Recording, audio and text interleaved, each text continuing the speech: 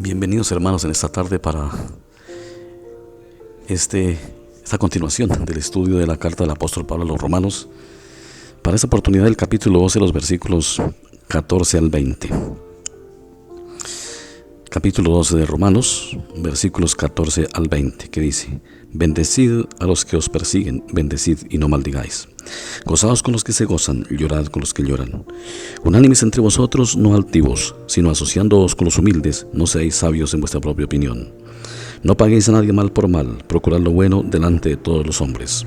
Si es posible, en cuanto dependa de vosotros, estad en paz con todos los hombres. No os venguéis vosotros mismos, amados míos, sino dejad lugar a la ira de Dios, porque escrito está: mía es la venganza, yo pagaré, dice el Señor.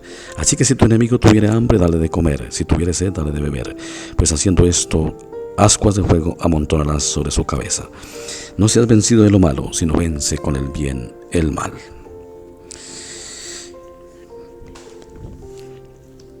El apóstol Pablo nos habla de la actitud que debemos tener como cristianos, la actitud en el día a día, como cristianos, como hijos de Dios, como seres humanos redimidos por su sangre. Y Él nos habla de que debemos decir, dice, que bendigamos a los que nos persiguen. Sabemos que no es fácil bendecir a los que lo persiguen a uno.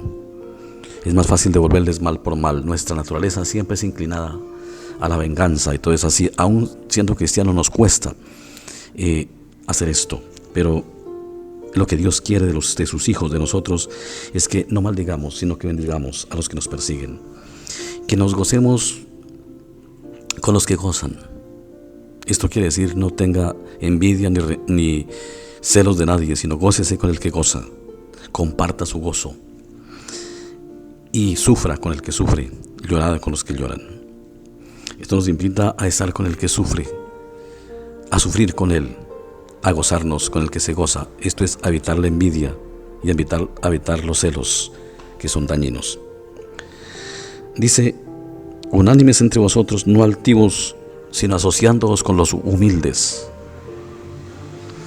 O sea, nosotros debemos estar dispuestos de corazón para mirar a todo el mundo como igual a nosotros, ni menos ni más.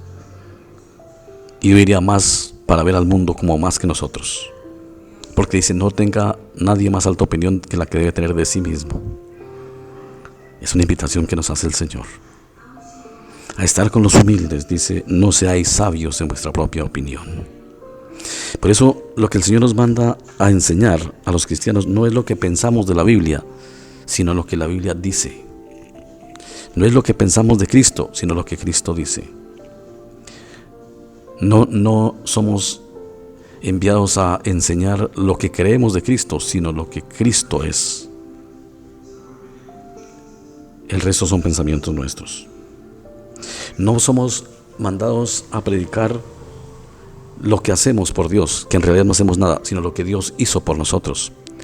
Cuando comenzamos a enseñar y a poner nuestra doctrina, lo que hacemos por Dios es herejía, es egoísmo, es soberbia y es vanidad, y no sirve para nada. Porque nada podemos hacer por Dios. Somos llamados a enseñar, a creer, a confiar y a enseñar lo que Dios hizo por nosotros.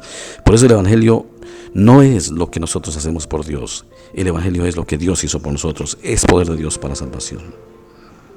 No paguéis a nadie mal por mal. Qué difícil es nosotros ver a alguien que nos procure el mal con corazón amoroso y hacerle el bien. Aún siendo cristiano nos es difícil. No es fácil. A veces nos cuesta hacerle el bien aún a los que nos hacen el bien. ¿Cuánto más hacerle el bien a los que nos hacen el mal? Pero el llamado es para que le hagamos el bien a los que nos hacen el mal. Procurar lo bueno delante de todos los hombres. Y dice: si es posible, en cuanto depende de vosotros, estad en paz con todos los hombres. No tener problemas con nadie, rencillas con nadie. Nada, rencillas con nadie, peleas. No, estamos llamados a estar en paz, a mirar a los otros como a nosotros mismos, amar al prójimo como a uno mismo. No os venguéis vosotros mismos. No está en nosotros tomar venganza, ni pedir venganza, sino perdón. El Señor regañó a sus apóstoles cuando pedían venganza sobre los galileos, cuando les dijo que porque no hayan sido recibidos, les digo, ¿queréis que hagamos llover fuego del cielo? El Señor los regaña fuertemente, les dice, ustedes no saben lo que piden. Porque los cristianos no fuimos llamados ni a juzgar ni a pedir venganza. Porque si pedimos venganza para los demás, estamos pidiendo venganza para nosotros mismos. Pero nosotros mismos somos pecadores y merecedores del mismo castigo que decimos que venga sobre los demás.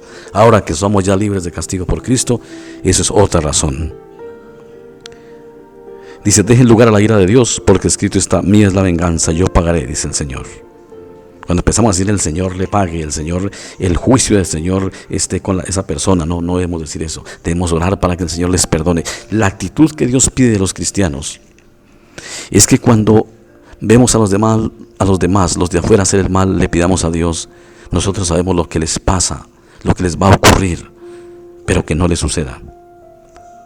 Porque a nosotros también nos debía ocurrir lo mismo, pero por su misericordia fuimos salvos. Entonces cuando vemos que nos hacen el mal, debemos orar al Señor que no les ocurra lo que les debe pasar, sino que tú tengas misericordia para que no les suceda. Esa es la actitud que Dios pide de nosotros. Por eso el Señor decía, antes fue dicho diente por diente, ojo por ojo, pero yo os digo, ahora ha cambiado la situación. Dice, así que si tu enemigo tuviere hambre, dale de comer. Si tuviere sed, dale de beber. Es atenderle la mano al enemigo, orar por el enemigo. Qué fácil es hacer el bien a los que nos hacen el bien, echarle el brazo, reírse, orar por los que nos hacen el bien, pero qué difícil es hacerlo por los que nos hacen el mal. Y ahí está el reto de la vida. Esa es la actitud cristiana. Si nosotros debemos querer reflejar de veras nuestro cristianismo, esas cosas son las que Dios pide que hagamos. No es fácil, tenemos que ser humildes y reconocerlo que no es fácil. Dice, pues haciendo esto, ascuas de fuego amontonarás sobre su cabeza.